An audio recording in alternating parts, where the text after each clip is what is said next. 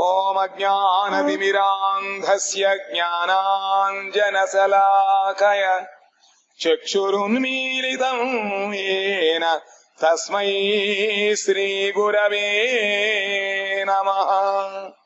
మూకం కరోతి వాచాలం హంగుం లంఘయతి గిరిం యత్కృపాతమహం వందే శ్రీగురుం దీనతారణం. ఆజానులంబిత భుజౌ కనకావదాతౌ సంకీర్తనైక పితరౌ కమలాయతాక్షౌ విశ్వంభరౌ ద్విజవరౌ యుగధర్మపాలౌ వందే జగత్ప్రియకరౌ కరుణావతారౌ. వంశీ విభూషితకరాన్ నవనీరదాభాత్ పీతాంబరాదరుణ బింబఫలాధరోష్ఠాత్ పూర్ణేందు సుందర ముఖాదరవింద నేత్రాత్ కృష్ణాత్ పరం కిమపి తత్వమహం న జానే. రాధే బృందావనాధీసే కరుణామృతవాహిని కృపయా నిజ పాదాబ్జ దాస్యం మహ్యం ప్రదీయతాం. బృందాయై తులసీదేవ్యై ప్రియాయై కేశవస్య చ కృష్ణ భక్తి ప్రదే దేవి సత్యవత్యై నమో నమః. నారాయణం నమస్కృత్య నరం చైవ నరోత్తమం దేవీం సరస్వతీం వ్యాసం తతో జయముదీరయేత్. శ్రీకృష్ణ చైతన్య ప్రభు నిత్యానంద శ్రీ అద్వైత గదాధర శ్రీవాసాది గౌర భక్త బృంద. హరే కృష్ణ కృష్ణ కృష్ణ హరే హరే హరే రామ రామ రామ హరే హరే. తమాదిదేవం కరుణానిదానం తమాలవర్ణం సుహితావతారం అపార సంసార సముద్ర సేతు భజామహే భాగవత స్వరూపం. శ్రీమద్భాగవతం చతుర్థ స్కందములో 27వ అధ్యాయం. నిన్నటి వరకు పురంధరుడైనటువంటి జీవుడు సద్బుద్ధి కోసమని చెప్పి ప్రార్థించాడు. సద్బుద్ధి ఉన్నట్లయితేనే మనకి భగవత్ సేవా కార్యములందు కాని మన యొక్క ఆత్మ శ్రేయస్సుకు గాని మనము ప్రయత్నించేటువంటి మనసు ఏర్పడుతుంది. ఈ అధ్యాయములో భార్య పుత్రుల యందు ఆసక్తి కలిగి ఉండుటచే పురంజనుని ఆత్మ విస్మృతి. అసలు మనకి ఆత్మ ఎందుకు విస్మృతి అయిందిట? మనం మర్చిపోయాం. చిన్నప్పుడు కథ విన్నావా? బామ్మ కథ చెప్పలేదా? ఈగ ఇల్లు అల్లుకుంటూ పేరు మర్చిపోయింది తెలుసా? తర్వాత చెబుతు కానిలే. ఆ విధముగా పనిలో పడి దానితో మర్చిపోయిందిట. ఆ విధంగా మనం కూడా జీవుడు ఎవరు? మనం కృష్ణుడు యొక్క నిత్యదాసులము. అది మర్చిపోయి తిరిగి ఎవరికి ఎప్పుడైనా నేను ఎవరిని అనేటువంటి ప్రశ్న జిజ్ఞాస కావాలి. అథాతో బ్రహ్మ జిజ్ఞాస. ఇక్కడ బ్రహ్మము అంటే భగవంతుడు, బ్రహ్మముయే. జీవుడు కూడా భగవంతుడి యొక్క విభిన్నాంశము కాబట్టి అతడు కూడా బ్రహ్మమునకు చెందినవాడు. బ్రహ్మము కాదు. ఇక్కడ ఈ ఆత్మ విస్మృతి అయిపోయింది. ఎందుకుట? ఏ విషయములందే మనం ఆసక్తి కలిగి ఉండాలో దానికి విపర్యయం అయిపోయింది అన్నమాట. ఏది భగవత్ సంబంధము లేనటువంటి వస్తువులో దాని యందు మనకి ఎక్కువ ఆసక్తి కలిగింది. ఎవరు అంటే భార్య, పుత్రుడు, ఇల్లు, వాకిలి, ఆవులు, గేదెలు, కంప్యూటర్, సెల్ ఫోన్లు, ఇవన్నీ కూడా నాది. అప్పుడు ఇంకా మనం మర్చిపోయి కాలకన్యాదుల ఉపాఖ్యానము అనువాని ద్వారమున జీవుని జరారోగాది విషయములు వర్ణించారు. ఇదంతా ఎవరెవరు చెప్తున్నారు? పురంజనుడు చెప్తున్నాడు. నారద మహర్షి ఎవరికి? ప్రచేత శ్రీ నారద ఉవాచ ఇత్థం పురంజనం సరధ్య వసమానీయ విభ్రమైః పురంజనీ మహారాజ రేమే రమయతీపతి. పురంజనుడు పుంలింగము, పురంజని పురంజనుడు యొక్క భార్య పురంజని. నారదుడు పలికెను, ఓ మహారాజా, పురంజని ఇట్లు హావభావ విలాసములచే పురంజనుని సంపూర్ణముగా తన వశము చేసుకొని ఆ పతికి అనురాగమును కలుక చేసి వానితో విహరింపసాగెను. అధర్మమునందలి మతిని పరిత్యజించి జీవుడు వెనుకటి వలనే ధర్మ బుద్ధి యందు ఆసక్తుడయ్యను. అంతకుముందు నేను కాళ్ళ వెళ్ళబడ్డాడు కదా, నా అపరాధాన్ని క్షమించు, ఈ చెప్పకుండా నేను వెళ్ళిపోయి నీ అనుమతి తీసుకోలేదు కాబట్టి ఏం అనుకోకు, నేను వెళ్ళి చెప్పెడతానులే. ఆ విధంగా పరస్పరం అనురాగవశం వలన ఏమైందిట, వాళ్లతో విహరిస్తుంటే అప్పుడు అధర్మమునందరి మతిని మనం ఏం చేయాలి? ముందు అధర్మంలో ఉన్నటువంటి మతి అంటే బుద్ధి, దాన్ని పరిత్యజించాలి. జీవుడు వెనుకటి వలనే ధర్మ బుద్ధి యందు ఆశ్రయం. ధర్మమునందు ధర్మ ప్రవృత్తులు మనం కావాలి. ధర్మం అంటే ఏమిటి తెలీదు, ప్రవృత్తి ఏముంది? నలుగురితో గోవిందా, గుంపులో గోవిందా అలా పోతూ ఉంటారు అంతే. స రాజా మహిషీం రాజన్ సుస్నాతాం రుచిరాంబరం కృత స్వచ్ఛయనాం తృప్తాం అభ్యనందదుపాగతాం. రాజా ఆ పురంజనుడు కూడా సుస్నాతయు సుందరములగు వస్త్రములు గలదియు కుంకుమ సింధూరాదుల ద్వారా మాంగళికమగు శృంగారములను చేసుకొని ఏగుదించినదియు. మంగళములు కలిగించేడు శృంగారం ఉండాలి. ఇప్పుడు అన్నీ అమంగళమే. జుట్టు వెలుగుతున్న కోపం వస్తుంది. అసలు జుట్టు యొక్క చివరి భాగం కనపడకూడదు. ఎవరికైనా సరే, ఆడవాళ్ళకైనా మగవాళ్ళకైనా సరే, ఆ శిఖ యొక్క జడ యొక్క చివరి భాగము కనపడకూడదు. దానికోసం రూపంలో పెట్టారు. పోయింది ఇప్పుడు అందరూ నువ్వు చెప్పడానికి నీకేం తెలుసు అని కోప కూర్చో ఉంటారు. అని ఇక్కడ ఏమిటంటే చక్కగా చూస్తే శ్రద్ధ, నమస్కారం ఉంది, మాతృమూర్తులు ఆ విధంగా ఉండినట్లయితే ఇవన్నీ ఉంటాయి అసలు లోకంలో. ఆమె చక్కగా మంగళప్రదమైనటువంటి అలంకారము చేసుకుని ఆవిడ వచ్చింది. ఎవరు? పురంజని అంటే ఎవరు? సద్బుద్ధి. పాన భోజనాదుల ద్వారా తృప్తి చెందినదయు తన సమీపమునకు వచ్చినదియు అగు భార్యను అనుభవించుటకై ఆమెను గ్రహించెను. చక్కగా ఆ విధముగా పాన భోజనాదుల ద్వారా తృప్తి కలిగించడం, తృప్తి చెందినది వచ్చిందన్నమాట. ఈయ స్వీకరించాడు. తయోపగూఢ పరికరబ్ద కంధరో రహోను మంత్రైరపకృష్ట చేతన నకాలరంహో బుబుధేతురత్యయం దివానిసేతి ప్రమదా పరిగ్రహ. ప్రియరాలు వారిని ఆలింగనము చేసుకొనగా పురంజనుడు కూడా బాహుయుగళము ద్వారా ఆ యువతి కంఠమును ఆలింగనము చేసుకొనెను.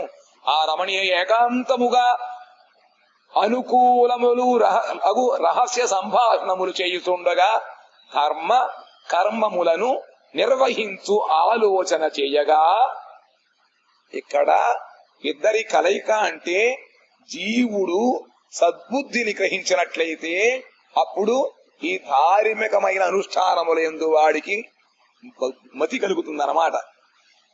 పురంజనుని చైతన్యము వివేకము లుప్తమయ్యేను. వివేకం ఏమిటి? ఈ కర్మకాండలు ఇవి చేయడం వల్ల మనం ఇక్కడ రాలేదు. ప్రవృత్తి మార్గము నివృత్తి మార్గము రెండు ఉన్నాయి. ఈ ప్రవృత్తి మార్గము ధర్మకర్మములు చేయడం ద్వారా ఐహిక ఆముష్మిక సుఖములను మనం అనుభవించగలుగుతాము. కుటుంబము సాఫీగా జరిగిపోతుంది, ఈతివాదలు ఉండవు. కానీ జీవుడి యొక్క మానవ జన్మ లక్ష్యము అది వేరు. నివృత్తి మార్గమును అవలంబించే క్రమక్రమముగా సంసారమును దాటి భగవంతుడి యొక్క పాదపద్మములకు చేరి ఆయన సేవ చెయ్యాలి. కాని ఈ ధర్మ బుద్ధి ద్వారా లోకములో ధార్మిక కర్మములు నిర్వహించడం కోసమే వాడికి ఆలోచన వస్తుంది. కానీ వివేకము కాస్త విలుప్తమైపోయిందిట. అందువలన ఆ వనితతో కూడి క్రీడోన్మత్తుడై ఉండుటచే వానికి రేయింబవళ్ళ జ్ఞానము కూడా లేకపోయెను. క్షణక్షణము వాని ఆయువు క్షీణింపసాగేను. యజ్ఞానుష్ఠానం కలిసిపోయింది కదా. ప్రాచీన బరిహి వాడు యజ్ఞములు చేయడం వలన సమస్త పృథువిని కూడా దర్భల ద్వారా ఆచ్ఛాదనము చేశాడు. ఆ విధంగా ఎవ్వరూ చెయ్యని విధముగా యజ్ఞానుష్ఠానము చేశాడు. యజ్ఞానుష్ఠానం చేస్తూ చేస్తూ ఏమైపోయింది? ఆయువు కాస్త గడిచిపోయింది. ఆ విధముగా రేయింబవళ్ళ జ్ఞానము కూడా లేకపోయెను.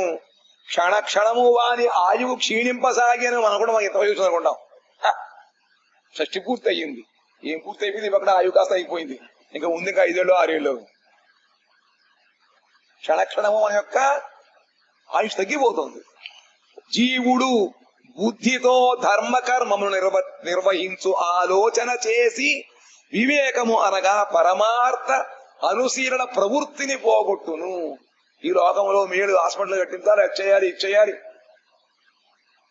విద్యానుష్ఠానం చేయాలి, ఉత్సవాలు చేసేయాలి. నీకు లోపల అంత ప్రశ్న ఎప్పుడైంది? ఎప్పుడు నువ్వు వంట సరిపోయిందా? వంట ఈ విధంగా రుచి చూడదు. సారి చూడకపోతే ఏం లాభం? ఎవరి మీరు వంట చేసి ఏం లాభంట? పెడుతున్నాం బాగానే ఉంది, పెట్టినవాడు ఏ విధంగా రుచి సరిగా ఉందని మనం చూసుకోవాలి కదా. ఆ విధంగా మనము చేసేటువంటి అనుష్ఠానములలో ఏముందో మనకు ఆలోచించుకోవాలి. ఆ లేకుండా ఊరికే చేసిపోతే ఏమవుతుందిట? కాలం గడిచిపోతుంది, ఆయుష్యం అయిపోతుంది. ఈ విధంగా జీవుడు ధర్మబుద్ధితో ధర్మకం నిర్వహించు ఆలోచన చేసి వివేకము అనగా పరమార్థశీలన ప్రవృత్తి పోగొట్టుకునేను. ఇంక దాంట్లోనే మజా ఉంటుంది. ఇక ఇతరులకు ఉపకారం చేయడం, వచ్చేయడం, ఇచ్చేయడం సరిపోయింది. ఇంకా అసలు పరిణామం చేసినది ఎప్పుడు? జీవితంగా కూర్చుని ఒక భగవద్ అనుశీలనం చేసినది ఎప్పుడు? ఏకాంతం ఒక శాంత చిత్తమున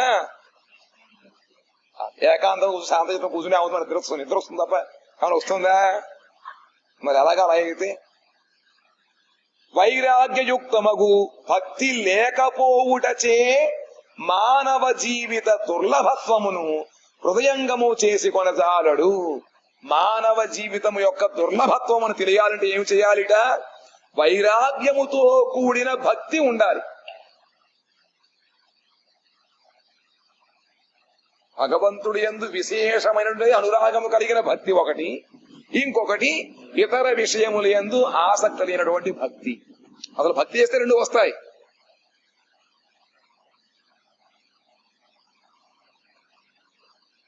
శయాన ఉన్నద్దమదో మహామనా మహార్హతల్పే మహిషీ భుజోపధి తామేవ వీరో మనుతే పరం యత స్తమోభిభూతో నిజం పరం చయత్. అందువలన మరణాది భయములను గూర్చి ఆలోచింపక పురంజనుడు అంటే జీవుడు భోగ్య విషయముల యందు ప్రతిదినము ప్రవృత్తమగు మదము గలవాడయ్యను. మన వాయు తల్లారిపోతుంది, దీనివల్ల మనకు వచ్చే లాభం ఏమిటి, ఎంతకాలం బతుకుతాము అనే ఆలోచన లేకుండా ఊరికి అనుష్ఠానం చేసుకుంటూ పోతే అవుతుందిట. అందరూ అంటారు. ఎక్కువ ఎక్కువ పరిమాణంలో మనం అదేమిటి ఆ దక్షిణ ఇస్తుంటే వాళ్ళు మెచ్చుకుంటారు. ఊరికి రాజు యొక్క రెండు ఇచ్చేసి ఆశీర్వదిస్తూ ఉంటారు. కానీ దీనివల్ల మనకి లాభం ఏమైనా ఉందా? పారమార్థికముగా ఏమి లాభం వచ్చింది? మంచి పేరు వచ్చింది, ప్రఖ్యాతులు వచ్చాయి, స్వర్గలోకంలో సుఖం అనుభవించవచ్చు. అది పరమార్థం కాదు కదా. భోగములకై నానా విధములకు సంకల్ప వికల్పములు చేయసాగెను. భోగము కోసం రకరకాలైనటువంటి సంకల్ప వికల్పము ఎవరికి ఉంటుంది? మనస్సుకు ఉంటుంది. ఆ మనస్సు అనేటువంటి దానితోటి చేయరా వద్దా, చేతమని చేత బాగుంటుంది, ఈ సంవత్సరం ఇంకా చేయాలి, రకరకాలుగా ఆ విధముగా చేయడంలోనే చేసుకుంటూ పోతూ దాని అందే ఉంటుందన్నమాట.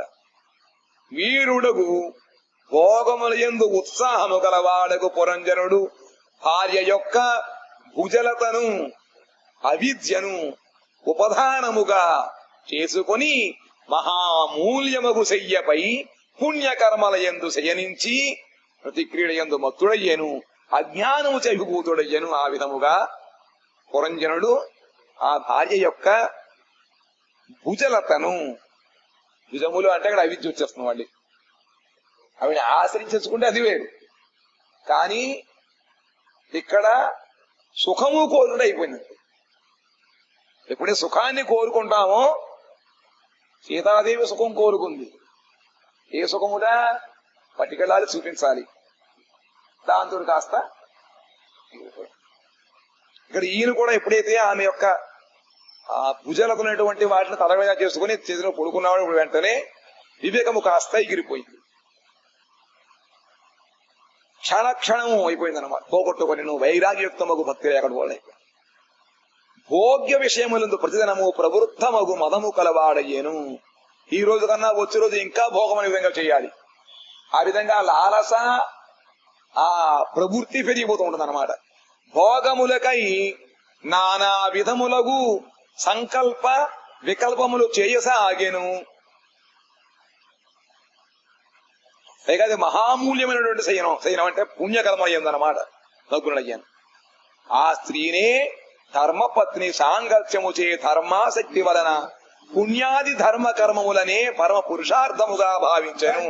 కాబట్టి ఆ ఏమైందట? ధర్మపత్ని సాంగత్యం వలన ఆయన పుణ్యాది కర్మములనే, పుణ్యములు చేయు కర్మలనే, కూర్చోండి, ఆ పుణ్యకర్మల చేయడమే పురుషార్థంగా భావించాట. కానీ తన స్వరూపము యొక్క, పరమేశ్వర స్వరూపము యొక్క జ్ఞానమును పరమ పురుషార్థమని భావింపలేకపోయాను. పురుషార్థం ఏమిటి? నేను భగవంతుడితోటి మళ్ళీ సంబంధమును ఏర్పరచుకోవడమే పురుషార్థం. ధర్మ అర్థ కామ మోక్షములు ఇవి నిష్కపటమైన పురుషార్థములు కాదు, కపటత్వం ఉంది. అసలు పురుషార్థం ఏమిటా? పరమేశ్వర స్వరూపము యొక్క, తన స్వరూపం యొక్క జ్ఞానమును, సంబంధ జ్ఞానం తెలుసుకోవాలి. కానీ దీని యందు మనకు దృష్టి లేకుండా మిగతా కర్మానుష్ఠానం చేసుకుంటూనే పోతూ ఉంటారు. ఎవరిని పడితే ఎవరు అడిగిందిట. మర్చిపోయిన ఏగా నా పేరేంటి, నేనెవరిని అడిగి చివరికి ఎవరు చెప్తే ఎవరు చెప్పలేరు. కేయామి క్యానో మోరి జారి తాపత్రాయి, ఎవరు అడిగారు ఈ విషయాన్ని? తయైవం రమమానస్య కామ కస్మల చేతసః క్షణార్థమివ రాజేంద్ర వ్యతిక్రాంతం నవం వయః. రాజేంద్ర, ఇట్లు ఆ యువతితో కామ క్రీడ చేయుచు కామమోహిత చిత్తుడకు పురంజనుని నవయౌవనము అర్ధక్షణము వలె తెలియకుండగానే గడిచిపోయెను. ఒంట్లో శక్తి ఉన్నంత వరకు ఎలా గడిచిపోయిందో తెలియదు. శక్తి ఉన్నంత వరకు చక్కగా స్పీడ్గా పెరుగుతుంది బండి. తర్వాత ఏమైంది? అప్పుడు ముసలైపోయినా, అప్పుడే అయిపోయింది అనుకుంటాను. తెలియకుండగానే కాస్త ఆ యవ్వనము కాస్త గతించిపోయింది, అర్ధక్షణంలో గడిచిపోయింది.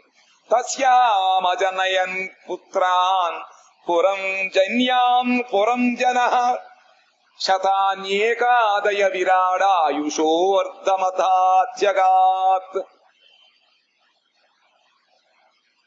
విషయములయందు ఉన్నటువంటి బుద్ధి వేరు, ఆ బుద్ధిని ఆదరించడం సద్బుద్ధి కాస్త అలకొచ్చి ఆవిడ అంతర్ధానం అయిపోయింది. సరే చెప్పి తర్వాత బతిమలాడి సద్బుద్ధిని దయచేయమని చెప్పి సద్బుద్ధిని ఆశ్రయించాము. కానీ ఆ సద్బుద్ధిని పూర్తిగా మనం ఆశ్రయిస్తున్నామా? బుద్ధి ద్వారా మన యొక్క భోగభాగ్యాన్ని కోరుకుంటున్నాం. దాంతో ఏమవుతుంది? అసలు బుద్ధి ఇచ్చేటువంటి విలువైనటువంటి అమూల్యమైనటువంటి ఉపదేశం ఇవ్వటం లేదు. మనము కూడా మన యొక్క మానవ జన్మని సార్థకము చేసుకోవటం లేదు. ఇక్కడ 3 రకాల పరిస్థితి ఉంది. ఒకటి, విషయములయందు అనురాగము కలిగిన వాళ్ళై వేటాడుకోవడం, అంటే అన్ని ఇంద్రియముల ద్వారా విషయ సుఖములయందు ప్రవృత్తమైపోయి ఈ భోగాల కోసమే చక్కగా ఆరోగ్యంగా ఉండడము, యోగ సాధన చేసుకోవడము, ముసలి రాకుండా చక్కగా ఇవన్నీ కూడా ఒక రకం. రెండవది, ధర్మ అనుష్ఠానము చేయడము. కేవలము ఈ శరీరంలో ఉన్నప్పుడే మనం భోగాలు అనుభవించడం కాకుండా మరణానంతరము కూడా సుఖం అనుభవించడం కోసము కర్మకాండలు చేస్తూ ఉంటాం. ఇదొక రకము. ఇంకొకరు ఏమిటిట, ఇవన్నీ కూడా పక్కని పెట్టి అసలు నేను ఎవరిని, ఎందుకు నాకు ఇవన్నీ వచ్చాయి, ఈ కర్మ పరంపర ఎప్పుడు మనకి ముగుస్తుంది, అసలు నేను ఎవరిని, ఎక్కడి నుంచి వచ్చాను, ఎక్కడికి వెళ్ళాలి, ఈ జనన మరణం ఉడిసి ఎంతకాలం గడుపుతాం అనేటువంటి జ్ఞానము కలగడమే ఈ మానవ జన్మ యొక్క అసలు లాభం అన్నమాట. దానివల్ల మనం పొందాలి. కానీ ఇక్కడ ఏమవుతుందిట, ముందు ఆ విధముగా ఈ ఏటలో లగ్నం వచ్చిన తర్వాత మళ్ళీ కాస్త ప్రాధేయపడ్డాడు, బుద్ధి వచ్చింది. కానీ ఆ బుద్ధిని ఎంతవరకు వాడుకున్నాడు? కేవలము ఐహిక ఆముష్మిక సంపదల కోసము తెలిసేటువంటి లేదా పనికొచ్చేటువంటి ఈ విషయాభిలాష కర్మని చేయడం మొదలుపెట్టాడు. కానీ అసలు ఆ బుద్ధిని సక్రమంగా వాడుకున్నట్లయితే మనకి భగవంతుడు సత్సంబంధం కలిగిస్తుంది అన్నమాట. ఆ విధముగా ఈ పురంజనుడు ఈ దేహ సంబంధమైనటువంటి వీటి యందు ఉండడం వలన ఆయన కాస్త యవ్వనము కాస్త అర్ధక్షణములో గడిచిపోయింది. ఆ పురంజన సామ్రాట్టు ఆయన దేహమునకు ఏకఛత్రాది భోక్తాభిమాని. ఎందుకు సామ్రాట్ అన్నారట? ఈ దేహం అనేటువంటి దేశమునకు వాడే రాజు, వాడు ఇంకెవరు లేరు కదా, కాబట్టి ఆయన సామ్రాట్ అన్నమాట. నేనే కర్తృత్వని, నేనే భోక్తుని. భోక్తాచ ప్రభురేవచ కోన్యో సదృశోమయ, ఇవన్నీ ఉన్నాయి. దేహమునకు ఏకఛత్ర భోక్తాభిమానియు గృహమేద ధర్మపరాయణులకు జీవుడు భార్యయగు పురంజనుని వలన 1100 మంది పుత్రులను కనెను. 1100 మంది పుత్రులను కన్నట్టవాడు. ఏమిటి? వివేక నిర్ణయ సంశయాదులను. వివేకాన్ని వల్ల నిర్ణయించడము, అందులో సందేహములు, ఇవన్నీ పుత్రులు అన్నమాట. దాని వలన వాని పరమార్థం ఆయుర్దాయములో సగభాగము గడిచిన ఈ విధముగా 50 ఏళ్ల వరకు గృహస్థ వ్యక్తులలో విషయభోగ లంపటుత్వం అధికముగా నుండి కనబడును. 50 ఏళ్ళు వచ్చేంత వరకు కూడా విషయ భోగములు చక్కగా అవి కొనుక్కోవాలి, ఇవి కొనుక్కోవాలి, తెచ్చుకోవాలి, పిల్లలు సుఖముగా ఉండాలి, అన్ని ఏర్పాట్లు చేసుకోవాలి. 50 ఏళ్ళు కలిసిపోయాయి. తర్వాత ఇంకా ఒంటి శక్తి దిగిపోయింది, ఇంటికెళ్తారు ఆయన అమ్మి చేస్తారు, ఇంకా పనికిరామన్నమాట. ఆ విధంగా విషయభోగ లంపటత్వము అధికముగా ఉంటుంది 50.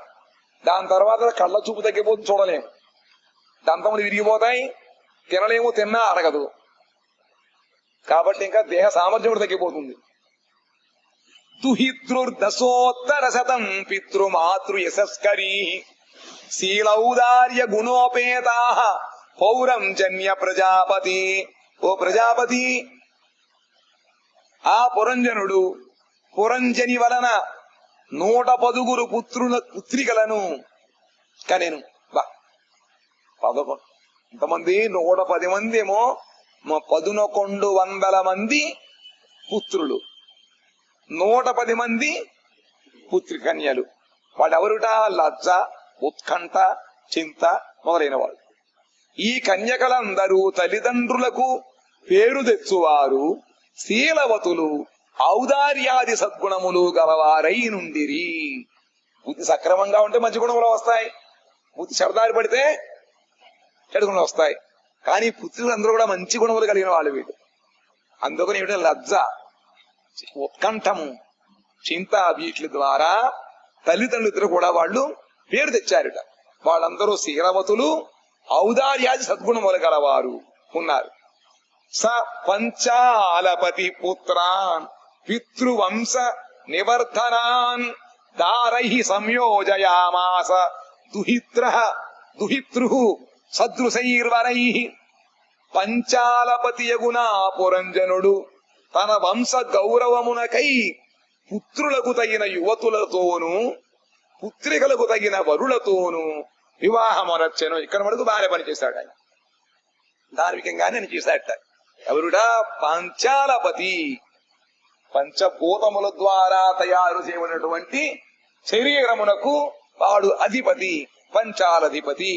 ఆయన తన వంశ గౌరవము కొరకై, ఈయన సరిగా ఉండకపోతే ఏమవుతుంది? నిన్న ఉన్న చోటుకి చెడ్డ పేరు, నేను ఆశని గురువు గారు చెడ్డ పేరు వస్తుంది. కాబట్టి మనం ఎలా ఉండాలిట? మంచి పేరు చేయడం కోసం మనం పనులు చేయాలి. కాబట్టి మంచి గుణములు ఉంటేనే మంచివాడుగా ఉంటారు, లేకపోతే పోయిందా పోయింది. కాబట్టి తన యొక్క వంశ గౌరవాన్ని నిలబెట్టుకోవడం కోసం పుత్రులు తగిన పుత్రికలని, పుత్రికలు తగిన పుత్రులను తెచ్చి పరిణయం చేశాడట. పుత్రులకు తగినటువంటి కోడలెవరుట? మతి, ధృతి, మంచివాడు. ఇంకా అల్లుళ్ళెవరుట? వినయము, ప్రణయము. వీళ్ళందరూ కూడా పుత్రాణం చాభవన్ పుత్ర ఏకైకస్య శతం శతం ఇవాబోయ్ యైర్వై పౌరంజనో వంశ పంచాలేషు సమేధిత. పురంజనుని ఈ పుత్రులలో ఒక్కొక్కరికి మళ్ళా 100 చొప్పున కుమారులు, పుణ్యాచరణం ఇవన్నీ కూడా జన్మించారు. ఈ పుత్ర పౌత్రుల వలన పంచాల రాజ్యమునందు శబ్దాది విషయములందు పురంజనుని వంశము వృద్ధి పొందెను. ఆ విధముగా కర్మానుష్ఠానము, యజ్ఞానుష్ఠానము, పుణ్యకర్మలు చేయుట, వీటి ద్వారా అవన్నీ కూడా పెరిగాయన్నమాట. పురంజనుని వంశం వృద్ధి పొందింది. తేషు తద్రిక్తహారేషు గృహకోశానుజీవిషు నిరూఢేన మమత్వేన విషయేష్వన్యవధ్యత.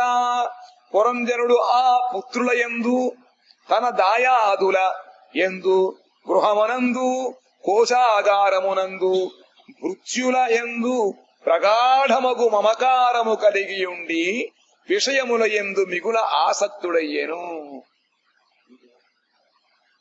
ఎవడ మంచి గుణంలో ఉన్నవాళ్లే, దుర్గుణం ఉన్నవాళ్ళైతే ఎవడన్నా ఇది ఒక ఏడ్చి కాసేపు నోరు మొత్తుని ఎత్తి మొత్తుని బయట వదిలేసి ఆమయ్య అనుకుంటా.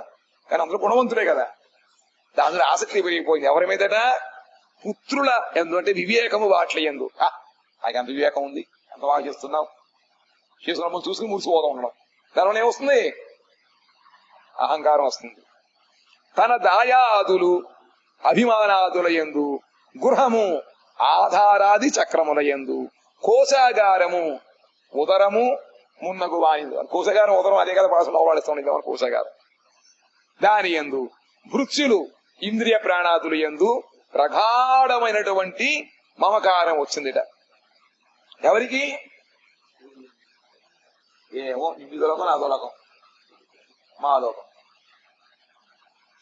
ఈజే క్రతుభిర్ఘోరై దీక్షిత పశుమారకై దేవాన్ పితృన్ భూతపతీన్ నానా కామో యథా భవాన్.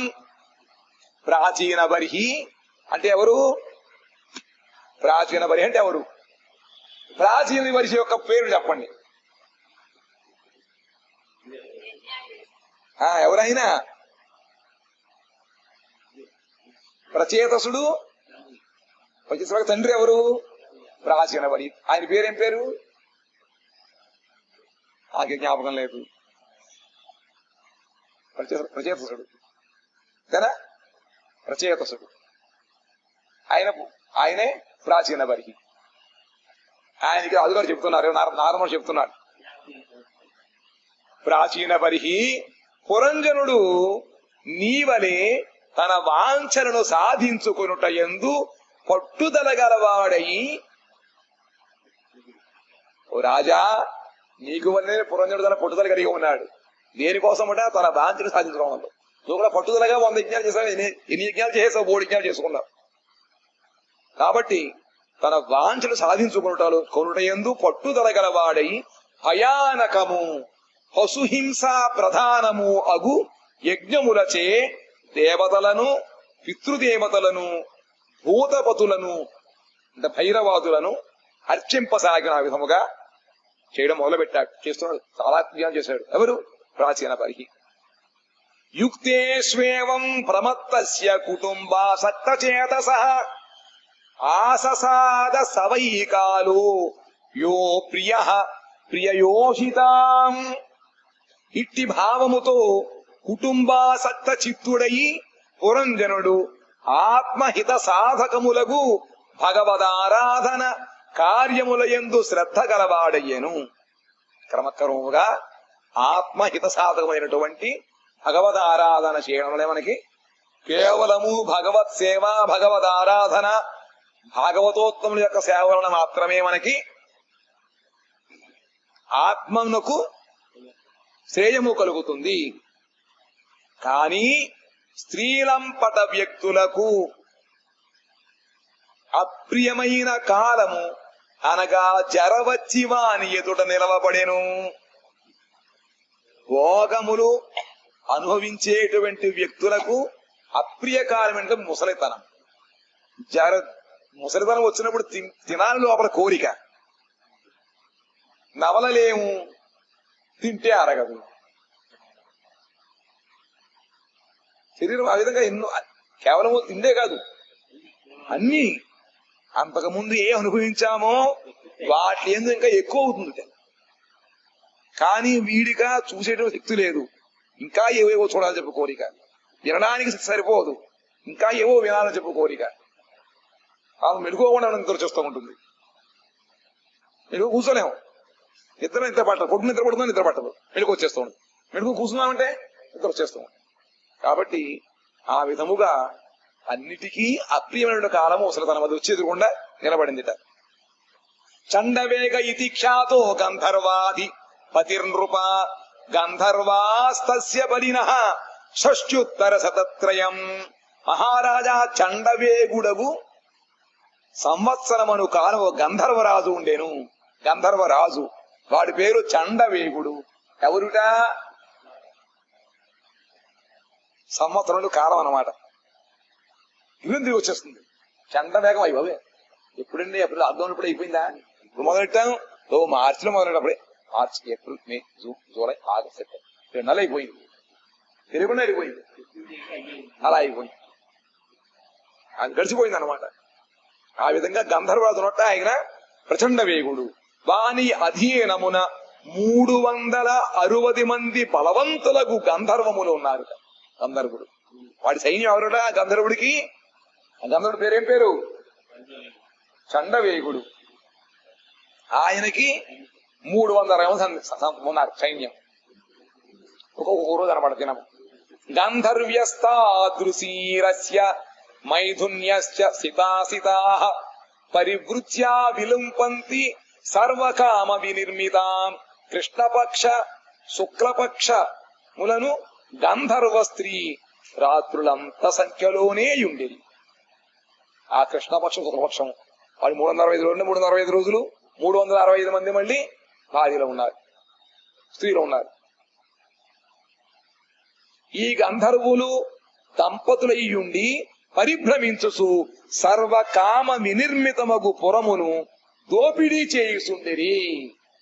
ఆ గంధర్వరాజు ప్రచండ వేగుడికి 360 మంది సైన్యము, ఒక్కొక్క సైన్యుడికి ఒక్కొక్క భార్య, వాడు మగవాడు గనక పగలైనట్లయితే రాత్రి అతని భార్య, వీళ్ళందరూ కలిసి పురంజనుడి యొక్క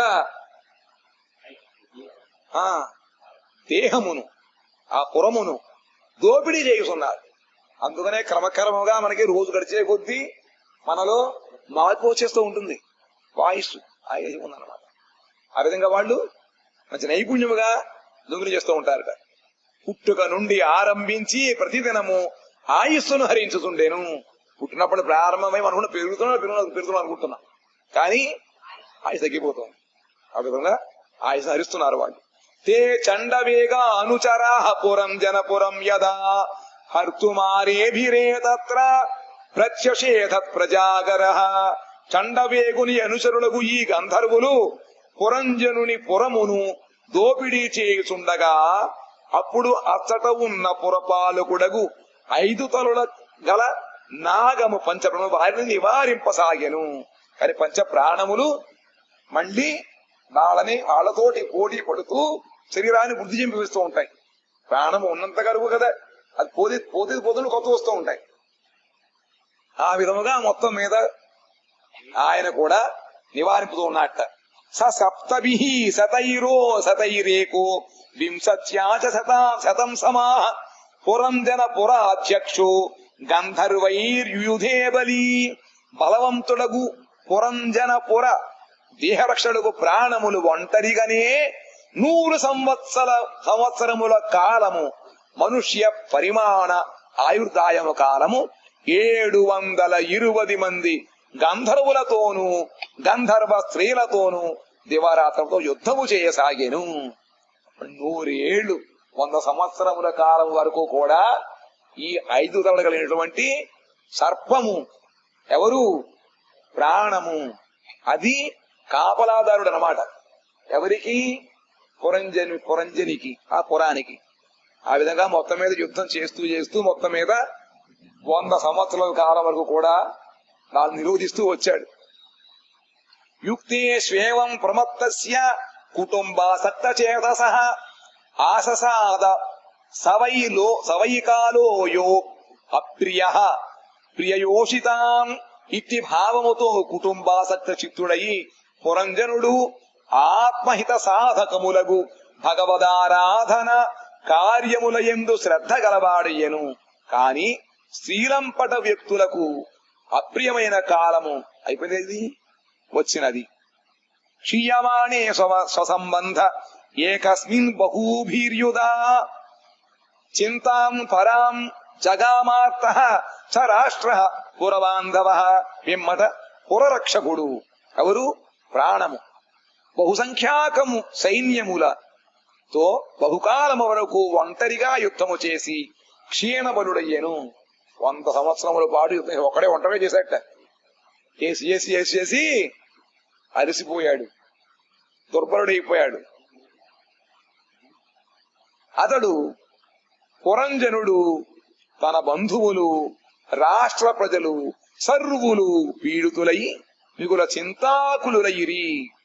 ఇంకా పురంజనుడు జీవుడు, ఈ గ్రామం అంటే ఈ శరీరము లోపల ఉండేటువంటి ఇంద్రియములు, నాడులు, ఎముకలు, ధాతువులు అన్ని కూడా పీడింపబడుతున్నాయి. అన్ని బాధగానే ఉంటాయి. అదే అవుతుంది అన్నమాట. 73 సంవత్సరముల వరకు ప్రాణములు పరాజయమునందలేదు. 53 సంవత్సరాలు అక్కడ క్యాలిక్యులేషన్. మనిషికి 53 సంవత్సరముల కాలం వచ్చేంత వరకు కూడా మంచి పటిష్టంగా బానే ఉంటాడు. అంతవరకు ప్రాణములు పరాజయం పొందలేదుట. అనంతరం మెల్లమెల్లగా పరాజయమును పొందినవి క్రమక్రమంగా అవి పరాజయం పొందుతున్నాయంటే పంచ ప్రాణములు ఉన్నాయి కదా, ప్రాణ, అపాన, వ్యాన, ఉదాన, సమాన. ఈ 5 ప్రాణములు 53 ఏళ్లు వచ్చేంత వరకు సక్రమంగా ఉంటాయి. దాని తర్వాత ఒక్కొక్కటి బలం తగ్గిపోతూ ఉంటుంది. గ్యాస్ వచ్చేసిందంట, లోపల ఏరవుతూ ఉంటాయి. ఉదాహరణ ఇవి వాయువులు అన్నమాట. సయేవ పుర్యాన్ మధుభుక్పంచాలేషు స్వపార్షదైః ఉపనీతం బలిం గృహ్ణన్ స్త్రీజితో నా విదద్భయం. పురంజనుడు ఇంతకు పూర్వము తన పురమునందు దేహమునందు పంచాల దేశమునందు బహిర్విషయములు యందు మధువును త్రాగువాని వలె మధువుతో సమానములైన విషయ సుఖములను అనుభవించువాని వలె నివసించెను. కాబట్టి ప్రతి విషయము కూడా చక్కగా ఆ మకరందం వలె తీయగా ఉంటూ ఉండేది. దాని తర్వాత ఏమవుతుంది, చాలా కట్టిపాడే ఎంతసేపు విసుగొచ్చేస్తుంది అన్నమాట. వాని అనుసరులు ఇంద్రియములు పంచాల రాజ్యమున నానా ప్రదేశముల నుండి బహువిధములకు భోగ సామగ్రులను తెచ్చుచూ వానికి ఇచ్చుచుండేరి. ఆ పంచ ఇంద్రియములు కూడా ముక్కు, చెవులు, నాలుక, ఇవన్నీ కూడా మంచి మంచి విషయాలను మొత్తం మీద విషయాలు పట్టుకొచ్చి వాడికి ఇస్తుంటే పురంజనుడు చక్కగా భోగిస్తూ ఉండేవాడు. స్త్రీలంపటుడకు కర్మ మార్గమునకు సంబంధించిన భోగబుద్ధికి వసుడై ఆ పురంజనుడు ఆ భోగ వస్తువును అన్నింటినీ అనుభవించెను. అందువలన ఉత్తర కాలమున కలుగు ఎట్టి భయమును కూర్చి ఎరుంగలేకపోయాను. అది అనుభవిస్తున్న కొద్దీ కూడా మనకి మిగతా ఇంకా ధ్యాస ఉండదన్నమాట. చూస్తుంటే అయిపోయిందిరా, పెట్టిన విషయం పెట్టినా కూడా వినిపెడదు. అలాగే చేస్తూ ఉంటారు. అలా ఉంటుందన్నమాట. అందువలన తర్వాత వచ్చేటువంటి కర్మ యొక్క పరిణామం గురించి వాళ్ళకి ఎటువంటి జ్ఞానము లేదు, తెలుసుకోలేకపోయారు. ఇంద్రియముల ద్వారా విషయాసక్తుడై జీవుడు ఆయువు క్షీణించుచుండను తెలుసుకొనజాలడు. తెలియదు మనకి. కాలస్య దుహిత కాచిత్ త్రిలోకీం వరమిచ్చతీం పర్యటంతీం న బర్హిష్మన్ ప్రత్యనందత కశ్చన. ప్రాచీన బర్హి కాలకన్యక ఎవరు? ముసలితనము చెర. పతిని అన్వేషించుచు 3 లోకములలోనూ తిరుగుతొచ్చెను. చూస్తోంది అది. ముల్లోకాలు తిరుగుతూ ఎవడదాకా పతిగా దొరుకుతాడా అని చెప్పి చూస్తోంది. కానీ ఎవ్వరునూ ఆమెను భార్యగా అంగీకరించి ఇష్టపడలేదు. ఎవరికి కావాలి? ఎవ్వరు కూడా ఆ జరమును భార్యగా స్వీకరించడం ఒప్పుకోలేదు. దాని సేవ చేయాలి. సేవ చేస్తుందండి. దౌర్భాగ్యేనాత్మనో లోకే విసృత దుర్భగేతి సా యా తుష్ట రాజఋషయే మృతూదాత్ పురవేవరం. తను దౌర్భాగ్యము వలన ఈ కన్య లోకములో దుర్భగ అను నామములో ప్రసిద్ధికెక్కెను. భాగ్యము లేదు. భాగ్యం ఉంటే అందరూ కూడా నన్ను పెళ్లి చేసుకుని అంటారు. ఇక్కడ ఎవరు వద్దు ఉన్నారు.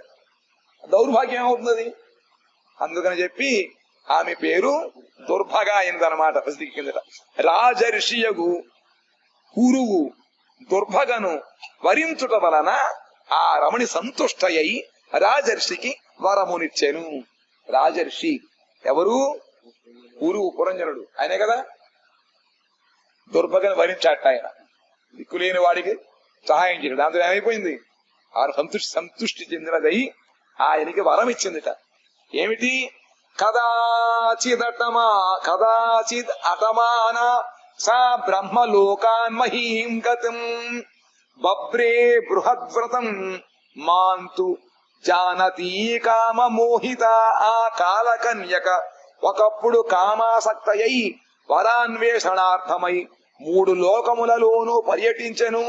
అప్పుడు నేను అంటే ఎవరు? ఇక్కడ నేను అంటే ఎవరు? 1 2 3 4 5 అయిపోయింది. ఇంక చెప్పను. అయిపోయింది. నారదుడు నేను అప్పుడు బ్రహ్మలోకము నుండి భూతలమునకు వచ్చుచుంటిని.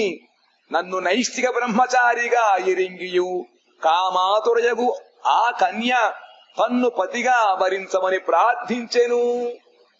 భూతలమునకు వచ్చుట చూచి సామాన్య మానవులను భ్రమతో నైష్ఠిక బ్రహ్మచారియు సన్యాసియు మహాప్రభావశాలియునకు వ్యక్తిని ఎవరిని కూడా చరవదలులకు అంగీకరింపదు. అంటే ఈ ముసతనం అనేటువంటిది ఈ భూలోకంలో ఎవరు సరే, బ్రహ్మచారి అయినా గృహస్థుడైనా సామాన్య మానవుడైనా ఎవరైనా కదా, సామాన్య మానవుడిగా ధరించి వాళ్ళని ఆక్రమిస్తూ ఉంటుంది.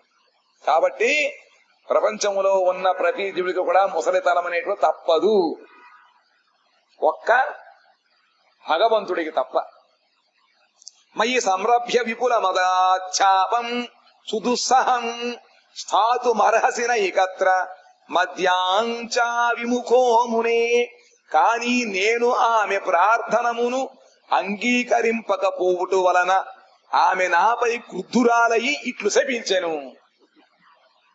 శపించేసింది ఆ చార. ఏమందిట, ముని నీవు నా ప్రార్థనమును అంగీకరింపకపోయితివి, అందువలన నీవు ఎప్పుడునూ ఒక స్థానమున స్థిరముగా నుండజాలవు. నారదుని అప్రాకృత దేహమున జర ప్రవేశించుట అసంభవము. శరీరము అప్రాకృతం అవ్వాలిట, అప్పుడే బుల్లెట్ ప్రూఫ్ అవ్వాలి, లేకపోతే దూరిపోతే లోపలికి. అది ఎలా అవుతుందిట? భగవంతుడు మనలని తన దాసుడుగా స్వీకరించాలి, అప్పుడు ఇది అప్రాకృతం. అప్పుడు అప్రాకృత దేహంతో మనం భగవంతుడిగా సేవ చేయగలుగుతాం. అది అవ్వాలన్నమాట. ఆయన లోక ఉపకారార్థమై అంతటా పర్యటనము చేయుచుండును. ఇదే శాపం తాత్పర్యము. ఆ శాపమే మరణమైంది. అంతకు ముందే విష్ణు భగవానుడు వాళ్ళు నాగులు వరం ఇచ్చారనమాట. ఈ వీణాయంత్రముతోటి ముందుకు సంచరిస్తూ నువ్వు నా యొక్క తత్వజ్ఞానం ఉపదేశించమని భగవంతుడు ఆదేశించాడు. ఎందుకని చెప్పి ఆయన లోకమునకు ఉపకారము చేయడం కోసం అని చెప్పి అంతటా కూడా పర్యటిస్తూ ఉంటాడు. ఎవరు? నారదుడు.